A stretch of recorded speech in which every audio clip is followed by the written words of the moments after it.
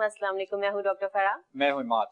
जी जनाब, तो आज है सैटरडे का दिन और सैटरडे के दिन आपको पता है लोग बहुत ज़्यादा सुस्त हो रहे होते हैं, थोड़ा लेट सोकर उठते हैं। मगर आपको ये पता है कि आज के हमारे शो में जो मेहमान है वो भी हम आपको बताएंगे, लेकिन हमारे प्रोग्राम का मकसद क्या होता है, आप तक ऐसे लोगों की सोच को पहुंचाना जिन्होंने बहुत कम टाइम में या बहुत ज़्यादा टाइम में या बहुत मेहनत से कुछ ना कुछ हासिल किया है। क्योंकि हमारे प्रोग्राम का नाम है हमारा सीक्रेट ऑफ सक्सेस। जी हाँ, आपकी कामयाबी के पीछे क्या क्या है राज है, आपको बताते हैं मुख्तलिफ लोग अपने अपने एक्सपीरियंस के साथ। आज का जो हमारा टॉपिक है और आज के जो हमारे मेहमान हैं हम उनको बताएंगे। थोड़ा सा आपको बता दें कि जी, पानी की दुनिया के वो है इंसान और पानी की दुनिया में वो रहते रहे हैं और हम उनसे जानेंगे कि जी, क्योंकि कमांडर हमारे साथ है, कमांडर जाकिर साहब, पानी की दुनिया में रहते रहते वो किस तरह आए कंस्ट्रक्शन की दुनिया में। अस्सलाम वालेकुम जाकिर साहब। वालेकुम सलाम। Thank you so much Zakir साहब, आपने टाइम दिया। कैसे हैं आप? अल्हम्दुलिल्लाह। सर पहले तो मुझे थोड़ा सा ये बताएं कि ये तो बड़ी पुरसुकून दुनिया होती है जो पानी की दुनिया होती है, क्योंकि आपने नेवी में काम किया, तो आप किस तरह इस तरफ आए कंस्ट्रक्शन की तरफ? देखिए, पुरसुकून तो इसको आप नहीं कह सकते। अच्छा। क्योंकि मैं तो ज़ाहिर है फौजी था। ठीक है। और फौज में तो ज़ाहिर है टफ ड्यूटी होती है, सरहदों की हिफाजत। और 28 साल मैंने जॉब की अल्हम्दुलिल्लाह। ठीक है। और बहुत यंग एज में 15 साल मेरी एज थी जब मैं इंडक्ट हुआ एज एन कैडेट। और फिर जब मैं रिटायर हुआ तो एज कमांडर मैंने प्रीमेच्योर रिटायरमेंट ली। ठीक। 28 साल बहुत थे फौज में। और फिर मैंने कुछ इस मुल्क के लिए बेहतर करने का सोचा, तो मैंने फिर फौज छोड़ी और फिर मैं बिजनेस में आया। और अल्हम्दुलिल्लाह अब मैं सोशल वेलफेयर की तरफ आ गया हूँ कि इस मुल्क के लिए ठीक है कुछ मैं बेहतर करूँ, उससे बेहतर जो पहले 28 साल में करता रहा हूँ। ठीक है। क्या फर्क महसूस किया आपने? एक तरफ क्या कहते हैं आप मुल्क के क्या कहते हैं जो ना दिफा में काम कर रहे थे और अब आप बिजनेस कर रहे हैं, तो दोनों में डिफरेंस क्या है? देखिए, पहले तो जाहिर है आप सिर्फ एक मकसद के लिए काम कर रहे थे और वो था सरहदों की हिफाजत। और वहाँ पे जाहिर है जो रिक्वायरमेंट थी इस मुल्क की तरफ से, जो हमें ड्यूटीज असाइन की जाती हैं, उसको जितनी खुश असलूबी से हम अंजाम दे सकते थे वो हमने दिया। लेकिन फिर एक स्टेज पे मैंने सोचा कि इस मुल्क को शायद कुछ और बेहतर तरीके से भी सर्व किया जा सकता है। तो फिर मैंने फौज से रिटायरमेंट ली और फिर मैं इस तरफ आया सोशल वेलफेयर की तरफ। लेकिन सोशल वेलफेयर की तरफ आने से पहले जाहिर है आपको कुछ फाइनेंशियली मतलब आपको स्ट्रांग होना पड़ता है, स्पेशली वो शख्स जो किसी के आगे हाथ नहीं फैला सकता। ईदी साहब मेरे आइडियल रहे हैं और उन्होंने बहुत अमेजिंग काम किया, मैं उनको आइडियलाइज भी करता हूँ। ठीक है। लेकिन अब उनकी सारी एनजीओ मतलब वो चंदे पे चलती थी और मैं चूंकि उस तरह का मतलब काम नहीं कर सकता जो ईदी साहब ने किया। अल्हम्दुलिल्लाह मैंने उनको बैठे हुए देखा, लोगों से मांगते हुए देखा, झोले फैलाते हुए देखा। तो मैंने जो मांगा रब से मांगा और रब ने मुझे अता किया। और अब मैं जो अच्छे काम करने चला हूँ इस मुल्क के लिए, उसमें भी मेरी रब से यही दुआ है कि रब ही मुझे अता करे। तो अब रब अता करेगा तो जाहिर है मुझे कुछ बिजनेस करना था ताकि उसमें बरकतें आए और मैं फाइनेंशियली स्ट्रांग हूँ। तो इस तरह से मैं आगे बढ़ा रिटायरमेंट के बाद। बिल्कुल सही बात है, मगर एक कमांडर की जिंदगी में और बिल्डर की जिंदगी में बहुत फर्क है। कितने चैलेंजेस आपने फेस किए और उसके बाद आप कितने कामयाब हुए? देखिए, इस वक्त चैलेंजेस ज्यादा हैं। ठीक है। क्योंकि जब फौज में हम थे तो हम तो किसी एक डोमेन में काम कर रहे थे। ठीक। सिविल में जब मैं आया और मुझे जो तजर्बा हुआ वो बहुत टफ था, उससे कहीं ज्यादा टफ जो मैंने वो टाइम 28 साल गुजारे थे। क्योंकि स्पेशली इस मुल्क में मतलब बिजनेस करना मैं समझता हूँ कि जिहाद के बराबर है। अच्छा। जी इस मुल्क में बिजनेस करना बड़ी इंपॉर्टेंट बात मैं कह रहा हूँ, ये जिहाद करने के बराबर है। क्योंकि इतने मतलब बेरब्त निजाम है आपके और इतनी हर्डल्स हैं कि इन हर्डल्स में और इन मुश्किलात में अगर आप कामयाब होते हैं तो इसका मतलब है कि आपको कोई मेडल मिलना चाहिए। तो ये हमारी बदनसीबी है सर हमारी, आप जो जी, कि हमें कोई लीडरशिप नहीं मिली कायदे आजम के बाद और हम कोई प्रॉपर निजाम नहीं दे सके इस कौम को। वरना तो देखिए दुनिया भर में बिजनेस होते हैं और बड़े रब्त सब होता है बिल्कुल उसमें, बिल्कुल और वैसे यहाँ पे आप थोड़ा सा फ्लोरिश कर जाए आपकी लेग पुलिंग शुरू हो जाती है, सर मैं तो डिपार्टमेंट्स आपके पीछे पड़ जाते हैं, अब उसमें आपका सर्वाइवल आपकी मतलब बात एक सुन मुश्किल के बिल्कुल हैरान जी इसलिए जी हूँ क्योंकि जी आप जी ऐसी बात कर रहे हैं कि आप फोर्सेस में रह चुके हैं और एक जी आम जी इंसान थी जिसके बारे में क्या बात करेगा, उसको तो बहुत ज्यादा प्रॉब्लम्स फेस करने पड़ते होंगे। जी जी डेफिनेटली करने पड़ते हैं, और यही वजह है कि हम आगे नहीं बढ़ सके दुनिया में। देखिए फॉरेन इन्वेस्टमेंट हम हमेशा कहते हैं आ रही है, लेकिन जब वो इधर आते हैं और हमारा निजाम देखते हैं, जब जी उनको ना सिक्योरिटी यहाँ पे मिलती है ना उनको ईज ऑफ बिजनेस मिलता है, तो वो कोई क्यों अपनी इन्वेस्टमेंट लाएगा उस जगह पे जहाँ पे कोई निजाम ही नहीं है। ठीक ठीक है, तो अब यहाँ तो इवन अभी भी हम अपनी सिक्योरिटी हम अपने प्राइवेट गार्ड्स रखे हुए हैं हमने, सही ठीक है ना, मतलब हालांकि गवर्नमेंट का काम होता है ना कि लोगों को सिक्योर करें और बिजनेस को सिक्योर करें, सेफ करें और खुल के लोग बिजनेस कर सकें, क्योंकि तिजारत में देखें बरकत है, ये सुन्नत भी है और अल्लाह ताला ने इसमें बहुत बरकत रखी है। तो अगर तिजारत में बिजनेस में कोई मुल्क फ्लोरिश करता है जी तो देखिए चाइना की मिसाल हमारे सामने है ना, आज पूरी दुनिया पे वो छा गए, जी किसमें तिजारत में आगे बढ़े हैं। बिल्कुल इस वक्त इकोनॉमिक्स की जंग है पूरी दुनिया में, इस वक्त इकोनॉमिक्स की जंग है। बिल्कुल जो माली तौर पर मुस्तहकम मुल्क होगा वो सरवाइव करेगा, वरना फिर बदहाल रहेंगे लोग। आपने बिजनेस स्टार्ट किया और बिजनेस के साथ साथ फिर आप वेलफेयर में भी आ गए। जी जी बिल्कुल। तो अमूमन बिजनेसमैन जो वेलफेयर करते हैं वो अपने चीजों को हाइड करने के लिए और अपनी इनकम को, तो बिजनेस में जो देखा जा रहा है कि वेलफेयर जो है प्रॉपर बिजनेस के लिए इस्तेमाल किया जाता है, तो जी, जी, वाकई ऐसा आप जो वेलफेयर कर रहे हैं वो वेलफेयर ही है या फिर वो अपने बिजनेस को उसको प्रमोट करने के लिए, या ये यहाँ पे जो है दो चीजें बहुत अहम है, ठीक है। सबसे पहली चीज तो ये कि जो चीज आप रेफर कर रहे हैं कि कुछ लोग इस तरह जरूर करते हैं, क्योंकि वेलफेयर के नाम पे उन्होंने फंड्स जमा करने होते हैं और उन फंड्स को फिर वो मिसयूज करते हैं, ठीक है ना।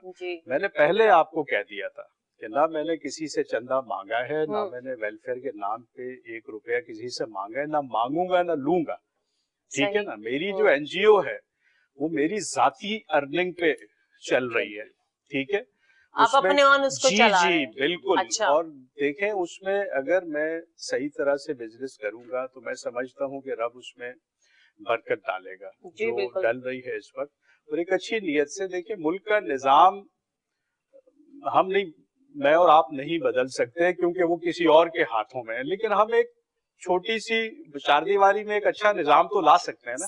तो वो मैं कोशिश कर रहा हूं बिल्कुल आगे बढ़ाते हुए यही कहूंगी कि निजाम को हम बिल्कुल बदल सकते हैं, ये हम निजाम बदलना चाहते नहीं है। दरअसल मैंने एक तस्वीर देखी थी, आपसे शेयर करती हूँ कि एक बड़ी गाड़ी है, फिर एक उससे बड़ी गाड़ी है, फिर एक बच्चा है फकीर है जो वहां पे सो रहा है। देखें वो गाड़ी कौन है, वो जो आपका रियासत का चला रहा है, जो आपके मुल्क को चला रहा है। फिर वो जो उससे बड़ी गाड़ी किसके, उसके बच्चों की है। वो जो अवाम है जिसके पैसे पे ये सब हो रहा है, जिसके टैक्सेस पे हो रहा है, वो बिल्कुल उसके पास कपड़े नहीं है, उसके पास ये रोटी कपड़ा और मकान हम पहले दिन से सुनते आ रहे हैं और आज तक हम वहीं के वहीं खड़े हैं। अवाम को इतना ज्यादा कोई भी उनको आसानियां नहीं दी जाती कि वो हुक्मरानों से सवाल कर सके, उनको इतना उलझा दिया गया है। तो सर यही इसी बात को, अवाम के मुश्किलात को जानते हुए मेरा सवाल आपसे ये है कि कराची की एक बड़ी आबादी है, ख्वाब है, हमारा घर, अपना घर एक ख्वाब है। प्राइम मिनिस्टर साहब ने भी अभी कुछ चीजें कही जिसमें आसानियां नहीं है, तो आप इसके लिए क्या कर रहे हैं? जैसे कि आपने अभी हमें पता चला है कमांडर सिटी के हवाले से। लेकिन जो आपने भी जैसे जिक्र किया कि रोटी कपड़ा मकान, जी, इसको दूसरे लफ्जों में मैं कहूँगा कि जो बुनियादी जरूरियात हैं जी किसी भी इंसान की, उनको पूरा करना एक रियासत की जिम्मेदारी है। ठीक है। तो कोई अमीर गरीब हो सकता है, कोई फिजिकली ज्यादा स्ट्रांग होगा, कोई वीक होगा, ठीक है, कोई माजूर होगा बेचारा, ठीक है, कोई पैदाइशी उसमें डिफेक्ट होगा। तो अल्लाह ने तो इंसानों को इसी तरह से बनाया है और पूरी दुनिया में यही सिस्टम है। हम नहीं कह सकते कि अमेरिका में कोई माजूर नहीं है या उधर। अब ये गवर्नमेंट की जिम्मेदारी है कि जो बुनियादी जरूरियात हैं वो पूरी करे, ठीक है। अब इसमें बहुत नारे हमने सुने जी, तो जब हमने देखा कि ये 72-73 सालों में ये नहीं हो सका, तो ये बेड़ा मैंने उठाया है अल्हम्दुलिल्लाह कि मैं ऐसा करूंगा, मैं ऐसी बस्तियां बनाऊंगा जिसके अंदर लोगों की वो तमाम बुनियादी जरूरियात भी पूरी होंगी और उनको एक आइडियल निजाम जिंदगी में दूंगा एक चार दीवारी के अंदर। अब उस चार दीवारी को मैंने कमांडर सिटी का नाम दे दिया, ठीक है। और मेरी पहली काविश इस वक्त जो है कराची के करीब मोटरवे M9 पे DHA सिटी के पास वो शहर मेरा बस चुका है और लोग उसमें रहना शुरू हो गए हैं। तो ये मॉडल मेरा इंशाल्लाह 5000 घरों का 2025 तक कंप्लीट होगा। 5000 घरों का मतलब 20,000 लोगों ने उसके अंदर रहना है। तो ये मॉडल अगर मेरा कामयाब होता है, अब इसमें कोई प्रॉफिट नहीं है, ये फी सबीलिल्लाह पूरी स्कीम है और इसमें घर भी नो लॉस नो प्रॉफिट पे फी सबीलिल्लाह ये कर रहे हैं, बिल्कुल माशाल्लाह। वैसे फंडिंग कहां से, मतलब कि किस तरह मतलब इसको मैनेज करते हैं? इसकी फंडिंग जो है वो कोई ह्यूज एक्सपेंस है ना उसके अंदर के, आप जमीन है, उसकी 20 अरब का कॉस्ट है, उसकी बहुत सारी चीजें ये 20 अरब रुपए इस पे लग रहे हैं इस मॉडल पे। लेकिन बहुत अच्छी बात है कि फंडिंग कहाँ से आ रही है। मेरा अभी तक इसमें कुछ नहीं लगा, ठीक है। मेरा जाती तौर पे कमांडर सिटी में कोई पैसा नहीं लगा। ये सिर्फ एक मैनेजमेंट है। पूरे मुल्क को भी चलाने के लिए आपको मैनेजमेंट अच्छी चाहिए। ये नहीं है कि आपको IMF से भीख मांगनी है उधर से, नहीं। क्योंकि इस मुल्क के लोगों के पास जितना पैसा है ना, दुनिया में बहुत कम मुल्क है जिनमें इतना पैसा है। हाँ, गवर्नमेंट गरीब है, लोगों के पास क्योंकि निजाम नहीं है ना। मैं तो हमेशा कहता हूँ कि 4-5 अमीर लोग IMF को निपटा दें आज भी, इतना पैसा ऐसा है, हकीकत बात है पाकिस्तान में। अब सिटी में मैं क्या कर रहा हूँ, it is one helping other. कोई एक दूसरे की मदद कर रहा है। मतलब एक मैं मिसाल देता हूँ, एक घर है 80 गज का बंगला, मैं वो मुफ्त भी दे रहा हूँ, मैं वो 18 लाख का भी दे रहा हूँ, मैं वो 30 लाख का भी दे रहा हूँ, मैं वो 60 लाख का भी दे रहा हूँ, ठीक है। तो डिफरेंट कंडीशन में उसकी कीमत बदल रही है, ठीक है। मुफ्त किसको दे रहा हूँ? बेसहारा बेवा, माजूर अफराद, ठीक है, यतीम बच्चे, वालिदैन चले गए, ठीक है, उनके लिए 5% मैंने फ्री रखे हुए हैं।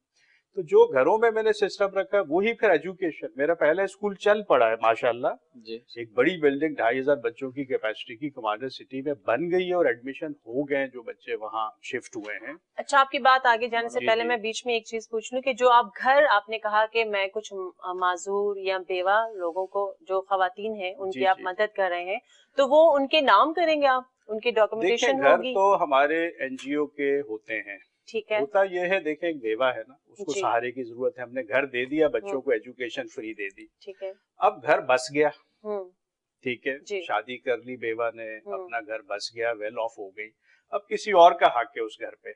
अच्छा, अगर उन्होंने शादी नहीं की या वो उस घर में फिर वो रह सकती है जब तक बच्चे जवान होके अपने पाँव पे नहीं खड़े हो जाते। अच्छा, ना आप उनके नाम करेंगे और ना ही आप उनसे कोई रेंट लेंगे? नहीं, अच्छा, एक तरह से आप समझ लें कि 0 रेंट एग्रीमेंट होता है हमारा उनसे कि वो मुफ्त रहें उस घर में, ठीक है, जब तक वो जिंदा हैं, ठीक है, या उनके बच्चे अगर हैं, जब तक वो जवान हो के अपने पाँव पे नहीं खड़े हो जाते। अच्छा, बच्चों की कफालत पूरी हम लेते हैं, अच्छा, उनके एजुकेशन की हमारी जिम्मेदारी है। फिर अंदर हम फ्री रेस्टोरेंट्स लेके आ रहे हैं, हम खाना मुफ्त एक सिस्टम शुरू कर रहे हैं जी कमांडर सिटी के अंदर। जी। तो ये सबके लिए होगा या सबके लिए जो लोग अफोर्ड कर सकते हैं उनके लिए भी? उनको भी आप फ्री खाना देंगे? खाना चाहे तो देखें, हम एक रेस्टोरेंट वहाँ खोल रहे हैं जिसमें खाना पकता रहेगा और फ्री मिलता रहेगा। अच्छा, जो बेसिक फूड, ठीक है, तो वो कोई भी जाके उस रेस्टोरेंट में खा सकते हैं। क्योंकि असल में बहुत मुश्किल होता है बाज़ औक़ात डिटरमिन करना कि कौन ज्यादा डिजर्विंग है, कौन नहीं है, ठीक है। तो हमारी पॉलिसी ये है कि जो उस रेस्टोरेंट में दाखिल होगा उसको खाना मिलेगा, ठीक है। इसी तरह जो सुपर स्टोर्स हम अपने ला रहे हैं, कमांडर सुपर मार्ट, उसमें हर चीज 0 प्रॉफिट पे। अच्छा, किसी चीज पे कोई प्रॉफिट नहीं, तो ये पाकिस्तान का सबसे सस्ता सुपर स्टोर हो जाएगा, ठीक है। ये भी कंप्लीट हो गया है, अभी इंशाल्लाह 2-2.5 महीने में उसकी भी ओपनिंग हो जाएगी। तो इस तरह से मेडिकल केयर पे हम आते हैं, तो उसका भी निजाम इसी तरह से है कि जो कुछ बेसिक मेडिसिन या OPD हमने फ्री रखी है, और फिर बाकी भी जो चार्जेस हैं वो भी अमीर के लिए अलग हैं, गरीब के लिए कम है। स्कूल में बच्चे की फी 1500 से शुरू हो रही है, ठीक है, गरीब के लिए। गरीब का मतलब जिसका 25,000 इनकम आपने मतलब सिस्टम ऐसा बनाया हुआ है कमांडर सिटी में कि स्टैंडर्ड के जो अफोर्ड कर सकता है वो पैसे देगा, जो अफोर्ड नहीं कर सकता उसके लिए आपने एक क्राइटेरिया बना दिया है कि बिल्कुल बिल्कुल। तो मैं भी आपकी बात दोबारा हम कंटिन्यू करेंगे कि कहते हैं छोटे से ब्रेक के पास जाते हैं, हमारे साथ रहिएगा।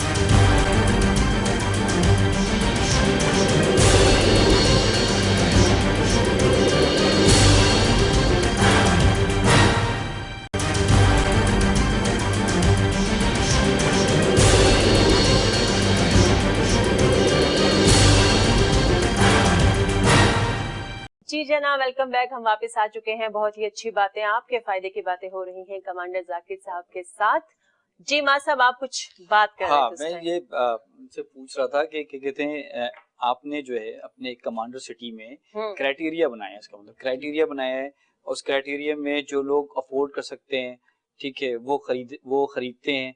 अच्छा, वहाँ जो आपको प्रॉफिट मार्जिन आता है उससे आप जो है, जो लोग बेसहारा लोग हैं, अपनी वेलफेयर के थ्रू आप उनको उसके अंदर सपोर्ट उनका कोई ना कोई फॉर्म बनाया होगा ना आपने, जाहिर है वो बताएंगे आपको। बिल्कुल सिस्टम देंगे जिसमें कोई एक दूसरे की मदद कर रहा है असल में, क्योंकि देखिए गवर्नमेंट तो हो नहीं ना, मैंने कहीं से चंदा लेना है, वहीं से जनरेट करना और वहीं पे इन्वेस्ट करना है सिटी के अंदर। जहाँ तक मैं समझ रही हूँ कि आप ये कह रहे हैं कि फर्ज करें जैसे हम जो चंद दोस्तों ने मिलके एक बेड़ा उठा लिया कि जी ये काम हमने करना है, कुछ ऐसे ही लोग आपके साथ बिजनेसमैन जुड़े होंगे जो आपका साथ दे रहे हैं। अच्छा सर, ठीक है, बड़ी अच्छी काविश है आपकी कि वो लोग जो अपना घर बनाना चाहते हैं, जिनको हेल्प चाहिए, वो तो जाके वहां पे आराम से बसेंगे, क्योंकि कराची शहर से काफी दूर है ये सिटी आपका। जो लोग अफोर्ड कर सकते हैं, इमाम साहब आपको अगर कहा जाए कि आप इतनी दूर जाके घर ले, आप जाएंगे?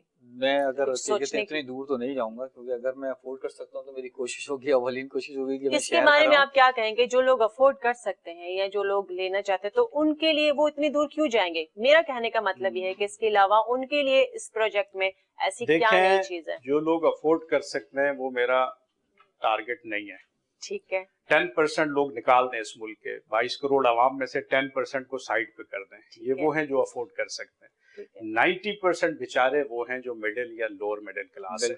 अब एक बंगला मैं दे रहा हूँ तैयार करके सिर्फ 18 लाख में आज, ठीक है, 18 लाख में शहर के अंदर क्या मिलेगा मुझे बताएं। चाहिए कितने के, कितने इसके ऊपर 80 गज पे 18 लाख का है, 25 लाख का है 120 गज पे। ठीक है। अब ये वो रेट है जिसमें पूरी दुनिया में कहीं भी नहीं मिल सकता। बिल्कुल, मुझे दिखाएं कोई अगर दे सकता है ना, गवर्नमेंट दे सकती है। आज जो 50 लाख घर आ रहे हैं इस कीमत पे नहीं दे सकते, कोई भी नहीं दे सकता। मैं चैलेंज करता हूँ। अच्छा, क्योंकि इस कीमत में बन ही नहीं सकता। बिल्कुल सही बात। ठीक है, प्लॉट है, डेवलपमेंट है, कंस्ट्रक्शन है। दूसरा, आप कह रहे हैं मैं नहीं रहूंगा, आपने कमांडर सिटी देखा नहीं है, मैंने अपना घर वहां बनाया है। ठीक है, आपने कमांडर सिटी देखा नहीं, आप एक दफा उधर चले गए ना, आपका दिल नहीं चाहेगा। शहर के अंदर अगर हम लोग शहर के अंदर जो लोग रहते हैं, अमीर की भी हम बात नहीं करें, हम एक देखिए आपने जो टारगेट किया है, आपने ऐसे लोगों को टारगेट किया, बिल्कुल जो लोग अफोर्ड नहीं कर सकते। और बिल्कुल ठीक बात है कि 90% लोग ऐसे हैं जो अफोर्ड नहीं कर सकते, अपना घर नहीं बना सकते, उनका ख्वाब है। अभी भी प्राइम मिनिस्टर साहब ने जो लोन का कहा कि आप अपना घर बनाएं, 25,000 आपकी तनख्वाह होनी चाहिए और आईडी कार्ड होना चाहिए, जबकि ऐसा नहीं है। बैंक वाले बहुत तंग करते हैं, वो कुछ भी नहीं दे रहे, 1 रुपया उन्होंने लोन के नाम पे नहीं दिया है। तो ये गरीब आदमी, ये लोन गरीब आदमी तो मजीद पिस रहा है, उसकी लाइनें लगाई जाती हैं। जी, तो ये चीज माशाल्लाह आपकी बड़ी अच्छी है कि लोगों को सिर्फ अपना एक घर शनाख्ती मिलेगा। कार्ड पे आपको लोन दे देता हूँ घर, और कहता हूँ 20 साल में पेमेंट करें इसकी। ये जरा मुझे बताएं कि ये आप किस तरह दे रहे हैं घर? ठीक है, तो बेसिक जो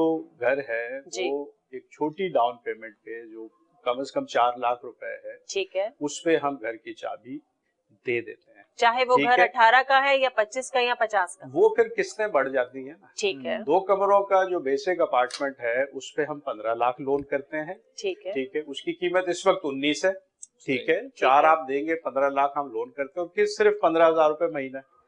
अब 15,000 रुपए महीना में आपको 2 कमरों का खूबसूरत अपार्टमेंट एक बहुत खूबसूरत जगह पे, ठीक है, एक बहुत डेवलप जगह पे मिलना तो मुमकिन नहीं है इस दौर में। आज जो महंगाई के दौर, पानी हर चीज पानी, बिजली, गैस सब हमारा अपना निजाम है। इस वक्त लोग रह रहे हैं, मैंने 100 से ज्यादा घर दे दिए लोगों को, फैमिलीज रह रही हैं। ठीक है, और फिर दूसरा डिस्टेंस की बात करें, मेरी अपनी ट्रांसपोर्ट है, शारा फैसल से कनेक्ट है मेरा सिटी। पूरा दिन गाड़ियां चलती हैं। ठीक है, इवन लड़कियां कॉलेज आ जाती हैं वहां से, सिटी से कॉलेज अटेंड किया, वापस चली गई। मलीर हॉल्ट पे मेरा किस नाम से आपकी चल रही है सर्विस? हमारी अपनी कमांडर सिटी शटल सर्विस।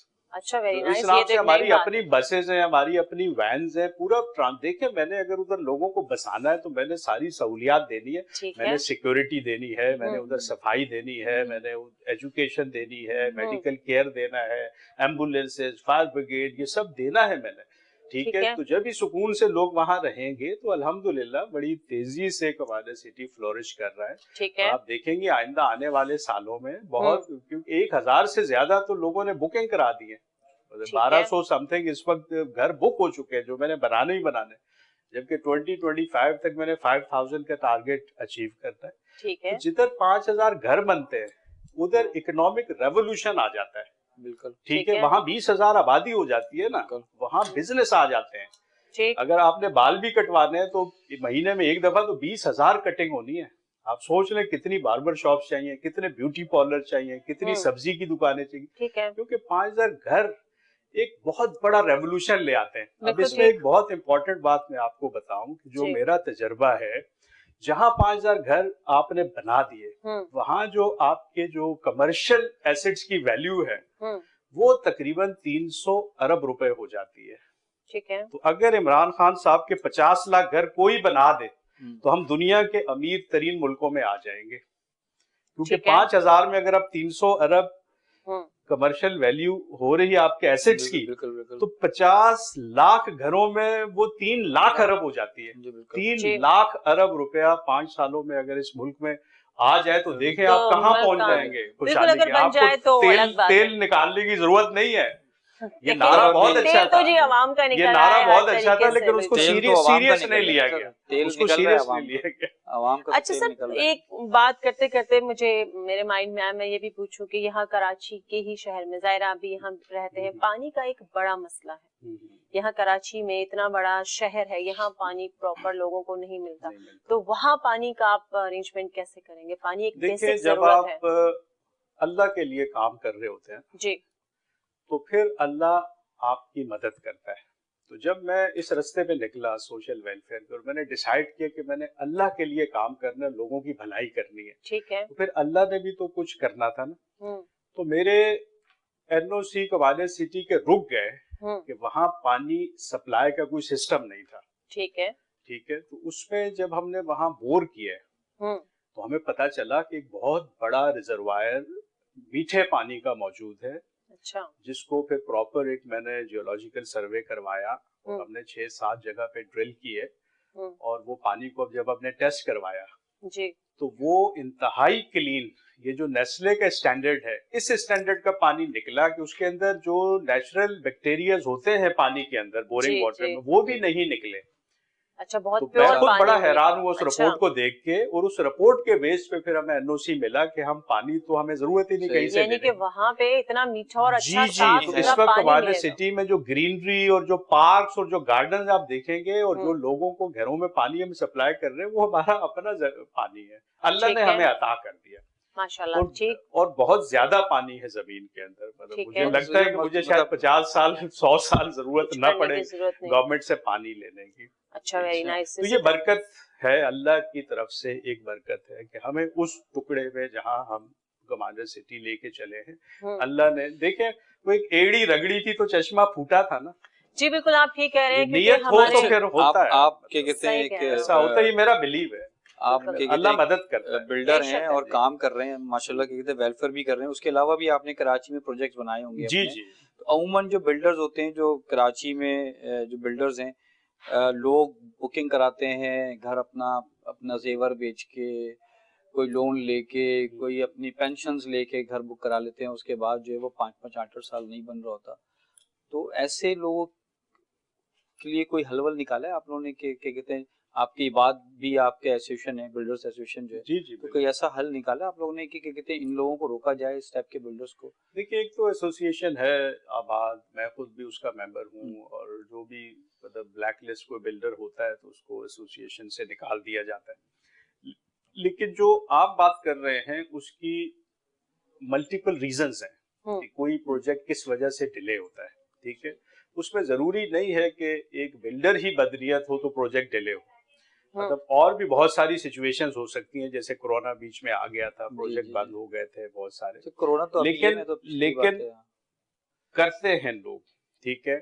मैं नहीं कहता कि हर बिल्डर ईमानदार है, ठीक है, लोगों ने ऐसा किया है और बड़ा नुकसान भी उठाया लोगों ने, लेकिन देखें इसमें हमने अवेयरनेस क्रिएट करनी है, हमने पब्लिक में अवेयरनेस क्रिएट करनी है कि जब वो कोई भी शख्स बुकिंग कराने जाए वो बिल्डर की रेपुटेशन जरूर देखे, आंखें बंद करके जब आप बुकिंग कराएंगे और बाद में आप पछताएंगे, ठीक है।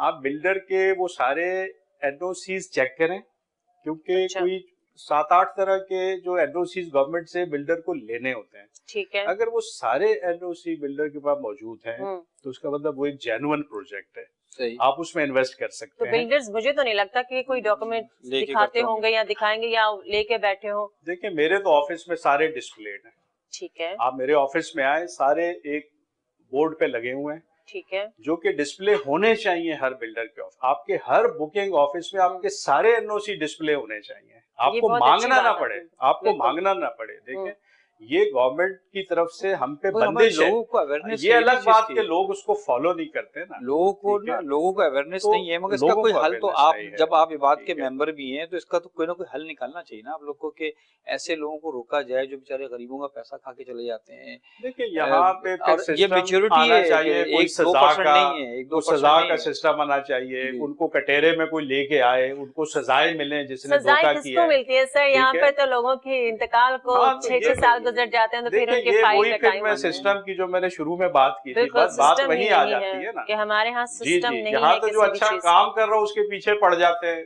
ठीक है, इदारे, और उसको नहीं आगे बढ़ने देते। लग रहा है सर आपको बहुत ज्यादा जी, मेरा दिल दुखा हुआ है इस वक्त, ठीक है इस पे बहुत जी। हमारे कमांडर साहब जो कि एक ऐसी फोर्स में काम कर चुके हैं नेवी में, जो कि बहुत ही डिसिप्लिन एक हमारा इदारा है, अगर ये इतने डिसार्ट है तो आम लोगों के साथ क्या होता है हमारे यहाँ पाकिस्तान के अंदर। लेकिन फिर भी मैं आपसे ये कहूंगी कि पाकिस्तान फिर भी जिंदाबाद है। देखें वो तो इस मट्टी से हमने जन्म लिया है, यही दफन होना है, ठीक है ना, तो वो तो मोहब्बत तो इस मुल्क से हमें रहेगी, ये जैसा भी है हमारा वतन है, हम आजाद हैं यहाँ पे कम से कम। लेकिन इसके सिस्टम को बेहतर करने के लिए अब हमें अपना रोल अदा करना, ठीक है। बिल्कुल, अगर लीडर सियासतदान नहीं भी कर सके तो आए मिलके उस बस्ती में आते हैं कमांडर सिटी में, और सब अच्छा काम करते हैं, ठीक है। उधर एजुकेशन भी है, उधर मेडिकल केयर भी है, उधर हर सहूलत है, ठीक है। पूरा एक शहर आबाद किया हुआ है, पूरा एक शहर, और ये शहर मैंने हर शहर के साथ एक शहर पूरे पाकिस्तान में इंशाल्लाह लेके पूरे पाकिस्तान में लेके आना है। अच्छा जी, बिल्कुल ठीक। अच्छा जी, बातें हो रही हैं बहुत सारी, आपको इन्फॉर्मेशन दे रहे हैं हम कमांडर सिटी के हवाले से। हुआ चाहता है एक छोटे से ब्रेक का टाइम, कहीं जाने नहीं आपने, हम लौट के यूं जा रहे हैं और यूं आ रहे हैं।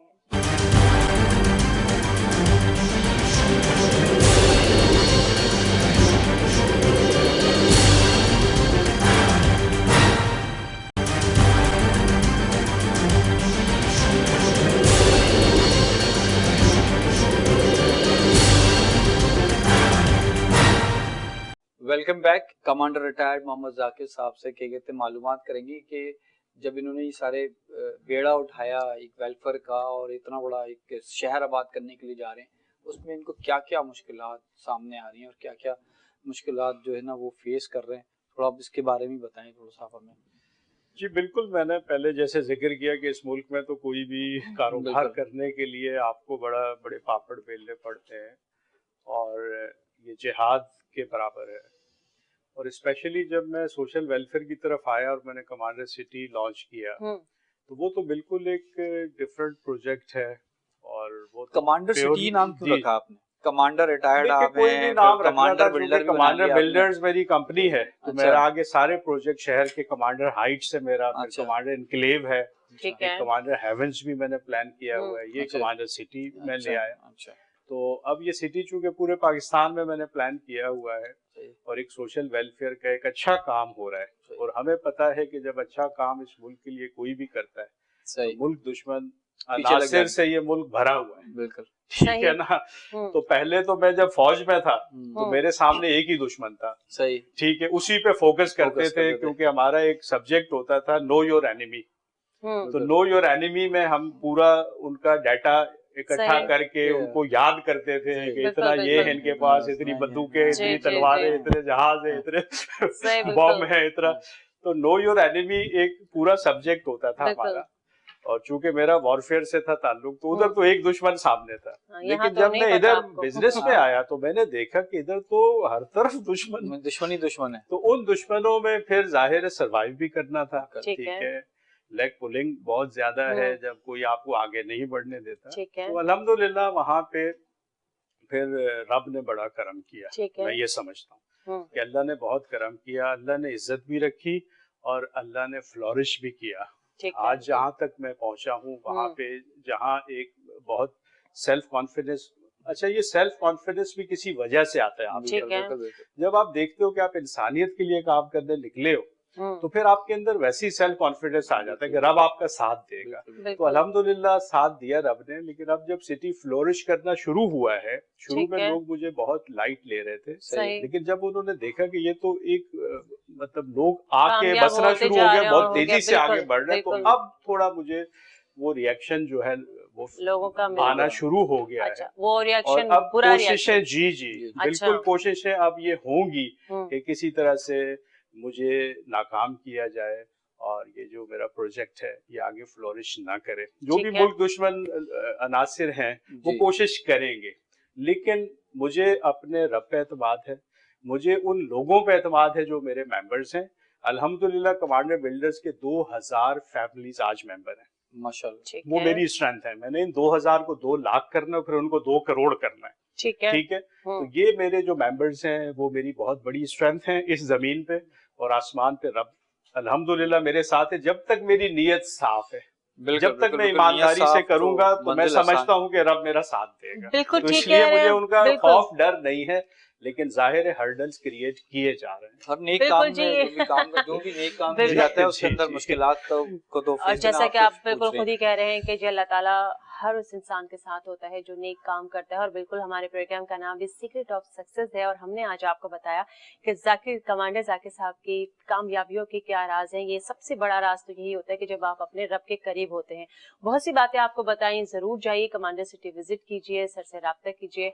और साथ ही साथ मैं आपको ये भी बता दूं कि इन्होंने नेवी का काफी लंबा सफर पूरा करते हुए फिर ये बिल्डर्स की लाइन में भी आए। और साथ ही साथ मैं ये भी बताऊं कि छोटी सी हम आपसे पर्सनल भी बात करते हैं कि आप शेर व शायरी में भी थोड़ा सा शौक रखते हैं। तो कोई इलामा इकबाल साहब का शेर अगर आपको याद है अपना शेर हो, और फिर उसके बाद जरूर हमारे ऑडियंस को एक मैसेज भी जरूर दीजिए। नहीं, जाती जिंदगी में जो है वो तो मैं एक डिफरेंट इंसान हूँ, ठीक है, और जाहिर एक फैमिली है और बच्चे हैं और मेरे बच्चे भी जो है वो ट्रेन हो रहे हैं इसी मिशन में। मेरा आगे है कि पूरे पाकिस्तान में कमांडर सिटी को फैला के एक बेहतर निजाम जिंदगी लोगों को दिया जाए, ठीक है, और इसी तरह से रिलीफ दिया जाए। जो रोटी कपड़ा मकान नहीं दे सके हैं वो मैं दूं लोगों को ना, ठीक है।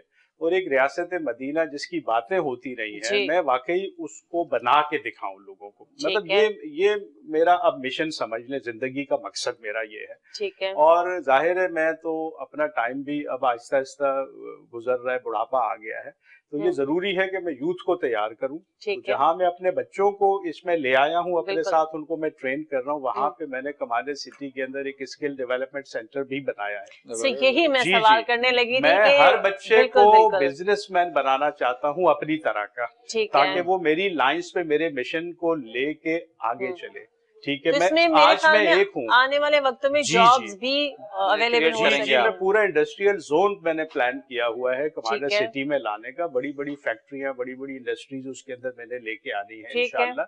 तो वो स्किल डेवलपमेंट सेंटर जो है वहां पे बच्चों को के अंदर वो बिजनेस स्किल डेवलप किया जाएगा, क्योंकि मैं जो मैंने कहा कि ये इकोनॉमिक्स की जंग है इस वक्त। हमें ये बंदूकें और ये सारे ये चीजें साइड पे रखनी है, हमें इकोनॉमिक जंग लड़नी है दुनिया में, ठीक है। और वो इकोनॉमिक जंग जो है वो आप स्किल डेवलप जब तक यूथ में नहीं करेंगे, इनको डिग्रियां देके आप इनसे कुछ नहीं हासिल कर सकते। ठीक कह रहे हैं, जब तक आपके पास कोई एक्सपीरियंस नहीं होता। जी, तो वो स्किल जो है वो बहुत जरूरी है जी। और बस ये बहुत बड़ा मिशन है, ये बहुत बड़ा एम है। आपके जो बच्चे हैं वो भी इसी बिल्कुल मेरे साथ है, मेरी बेटी मेरे साथ है। वो बच्चों को फौज में नहीं भेजा?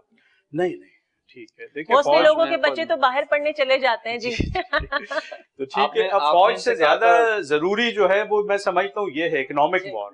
ठीक है। तो इसके लिए मुझे यूथ को तैयार करना है, मैंने फौजी यहाँ से निकालना है, मुझे साइंटिस्ट निकालना है, मुझे यहाँ से बड़े बड़े स्कॉलर, यहाँ से मुझे डॉक्टर्स, मुझे साइंटिस्ट, मैं दुनिया का सबसे पहला इस्लामिक वर्ल्ड का scientific research and development centre इंशाल्लाह अगले 5 साल में बना लूंगा कमांडर सिटी। इंशाल्लाह। अभी तक हम बहुत कुछ सुन रहे हैं, बहुत बड़ा एम है ये मेरा, और बहुत कुछ हुआ, बहुत कुछ सुना। आप देखते हैं कि जी कमांडर सिटी या कमांडर साहब कितना इसमें कमांडर साहब ने शायरी नहीं, कुछ शेर नहीं सुनाया, आपने पूछा वो गोल कर गए, ये सुनाना तो चाहिए ना आपको कुछ ना कुछ। माशाल्लाह शायर हैं आप, बहुत अच्छी शायरी करते हैं आप। जी हम करते हैं खुदा हाफिज साथ साथ, और फिर उनके शो से जो है हम चले पहले आपका सुन ही लेते हैं, बाद में करेंगे। कुछ अशआर मुझे ज़हन में आ रहे हैं जो मुझे पसंद है। जी जी। कौन सुने है इस बस्ती से कितने लोग गुजरते हैं, कौन सुना है इस बस्ती से कितने लोग गुजरते हैं, फूलों की हैं लाख ज़बानें, पत्थर बातें करते हैं, कौन सुने लाख ज़बानें। क्या बात है। अपने प्यार नगर ये सजनों कम है जितना मान करूं, चांद सितारे तोड़ के लाऊं, इस मिट्टी पे दान करूं। क्या बात। जिस मिट्टी से इंसानों के बिगड़े रूप संवरते हैं, फूलों की हैं लाख ज़बानें, पत्थर बातें करते हैं, कौन सुने है। और दिन की धूप उफक में जाकर दूर कहीं खो जाती है, घूर अंधेरे छा जाते हैं, रात यहाँ हो जाती है, चांद सी दुल्हन के मुखड़े पर जैसे बाल बिखरते हैं, फूलों की है लाख ज़बानें, पत्थर बातें। क्या बात है। आपने बहुत अच्छी बातें भी की अपने लोगों के लिए, अपने लोगों के लिए कोई ऐसा मैसेज भी दें कि वो किस तरह आपका साथ दे सकते हैं, या वो किस तरह पाकिस्तान को आगे बढ़ने में काम कर सकते हैं।